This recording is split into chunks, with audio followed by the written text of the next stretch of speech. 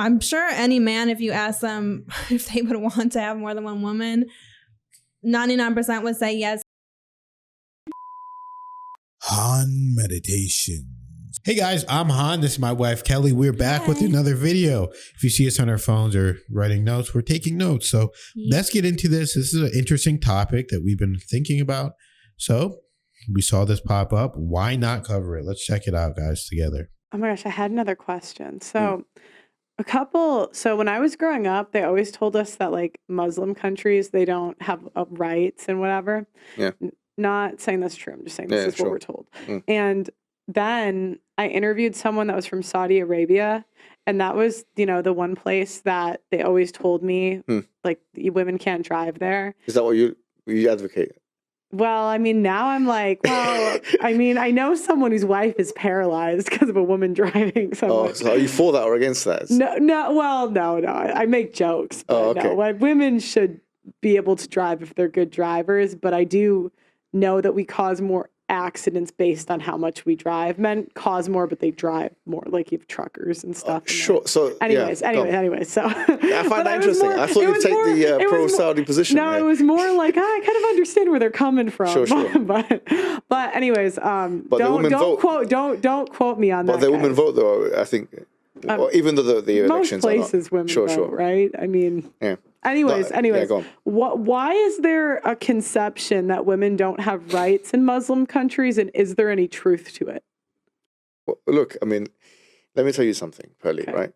If you had a manifesto of what women should and shouldn't do, including number one, voting, etc., most people would say the country that Pearly runs would be a country that women don't have as much rights. But I'm sure they would. I was like, maybe we'd agree. I don't know. Do you know what I mean? Yeah. So when we say women don't have any rights, I mean, according to whose conception? According to the feministic conception, absolutely. Yeah. They would not be happy with a lot of the norms and the traditions of the Muslim world.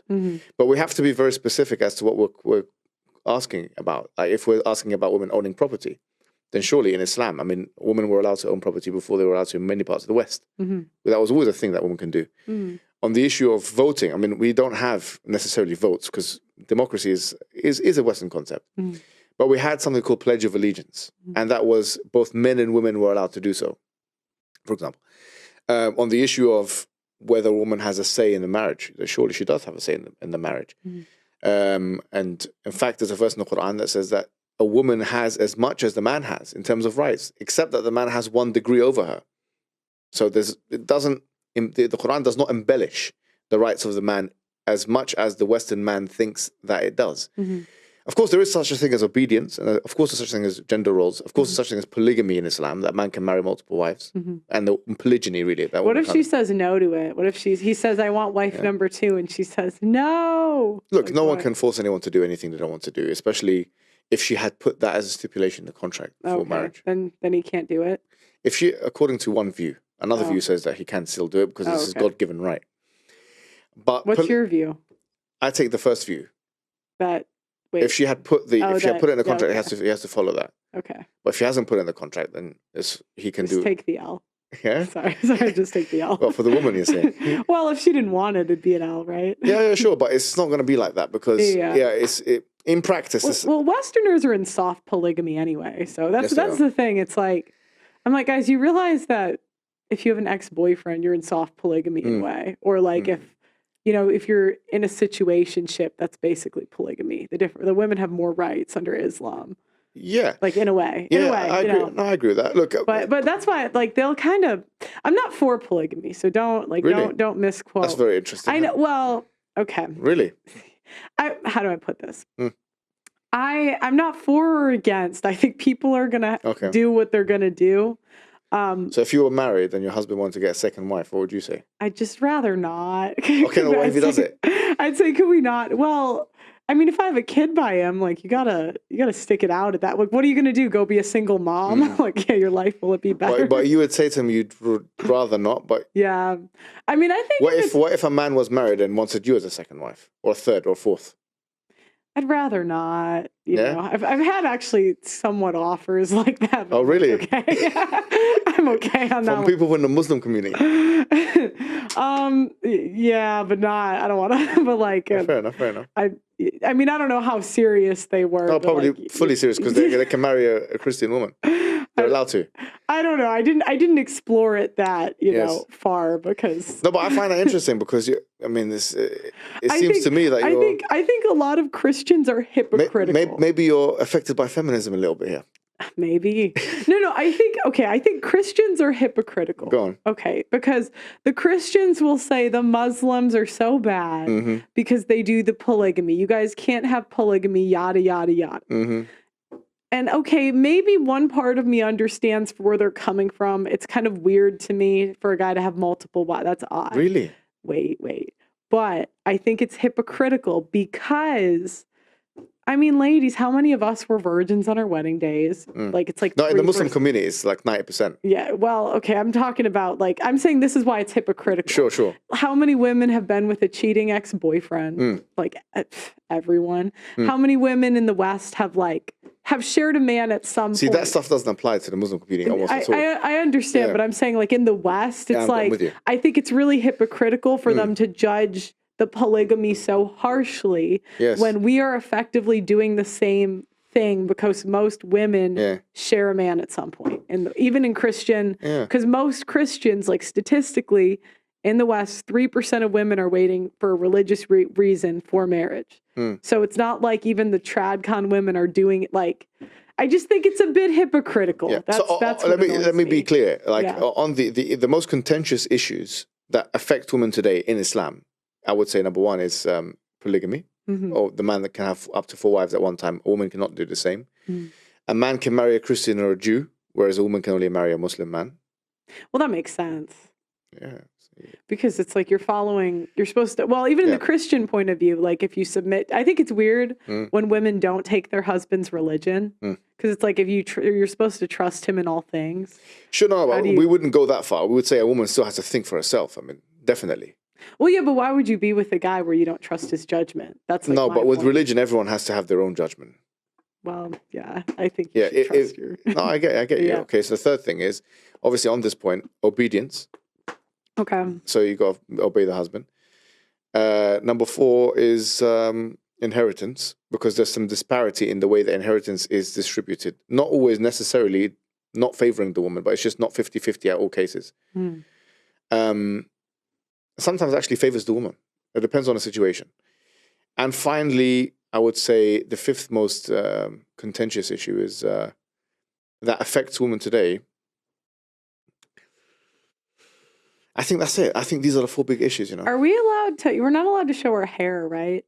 Yeah, okay, the dress code, fair enough. Yeah, well, I would think that's because I've heard, I haven't seen too much of Lauren Southern's old stuff, but she recently did a hit piece on the red pill, so I saw the beginning, and I guess she was very anti-Islam, and I don't know, I wasn't really that politically involved during this time, but she was saying, like, under Sharia law, you have to cover your hair. Is that okay?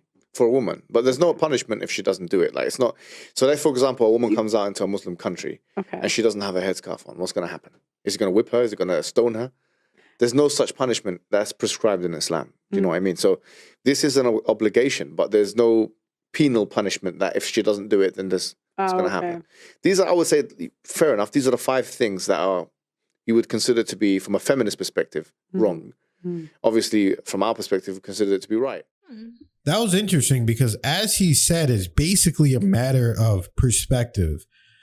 And I haven't seen too much of Pearly Things content. You see it pop up every once in a while here and there. But one of the things I'm starting to notice is that more and more people are becoming more open to Islam. They're becoming more open to just asking questions because, as he said, it's more about a perspective. It's not even about, hey, this is right or this is wrong. It's more about a perspective things.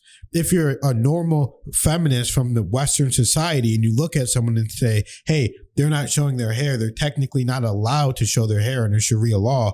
Is this a terrible thing? Is this truly they don't have any rights at all? Or is it a different perspective in where it's an honorable thing not to do it because they view it. And if you're a Muslim, you view it in a different way, in a different reality. So it's really a two perspective kind of thing, as he just said right then and there. Yeah, absolutely. I mean, everything is up to perspective, right? And I really don't think anything is just out to just be bad for the sake of being bad, right? Like they have their own reasons for thinking what they do is the right way to actually protect women, to actually empower women. It's just a different way of looking at it. And I think the concept of polygamy is interesting because, as she said, it's very, very true. In the Western culture, hey, men got their things going on. They got their urges. And we'll see so often that they'll just end up, doing some type of lying, cheating, betraying. And I mean, all of that off the table. I mean, no one should be lying. No one should be betraying. No one should be doing full blown cheating behind someone's back, right? Like, let's just clear that all off the table. But if you're all from the very front and you can be openly communicating with your woman, you can help her get over what she needs to get over. Because I think it's interesting when we talk about polygamy, we'll bring up so many things, but what is really the core of it that is the problem, right? Well, I'm sure any man, if you ask them if they would want to have more than one woman, 99% would say yes in a vacuum, in a perfect world. But what really would stop them, right? Well, it's because their one wife would have a problem with it, right? Okay, well, why would she have a problem with it? It's because basically it's just because emotionally she can't handle it, right? Like that's literally what it comes down to. Which is fine, but I think women should at least consider working through those emotions. You know what I mean? Like, we came here to grow. We came here to be the biggest versions of ourselves. We came here to see everybody as a love and a light, you know what I mean? And spread love. And the development and the spreading of love is, you cut out all the delusions, it's only good. Love is all that is real. And a real man who is man enough to be honest with you, work through it, never lie, still, do what you want, but is willing to, he wants you to become the best version of yourself, right? And he wants to become the best version of himself, right? And a real man in his real divine masculinity wants to take care of people. And the more he takes care of people, the more he wants to take care of people, the more he wants to work hard so he can take care of people. And if his woman is going above and beyond to make him feel more of a man than any other man around him feels like, he's going to want to care for you so much more and do so much more for you because of how you make him feel, right? So this is when we get into the yin and the yang and the divine masculine and feminine. And it takes a lot of work, and not everyone's ready to do that today, but it is possible. Yeah, and a lot of the women that we went to school with, they actually could choose if they wanted to wear the hijab or not. Yes. So, but they're talking about Sharia law, which is something completely different. But, that's interesting, Kelly. You've really been on it. You've really been speaking your mind a lot and having a lot of information. I don't know where this is coming from. We're seeing a new version of Kelly where she's just, blossoming before our very eyes, which is so awesome, guys. So, we're on this journey together. You guys are seeing it. You guys are witnessing it with us, the growth of both of us. When we learn more about Islam, we learn more about religion, we learn more about perspectives where we can grow and get closer to God. So thank you guys so much. And we have to just thank every video. We have to thank the people that donate, even $1, 1 cent, 1 penny. It doesn't matter, guys. Just you guys donating, we see it, and it makes us want to work even harder for you guys. So thank you guys so much. We love you guys, and we'll see you in the next video.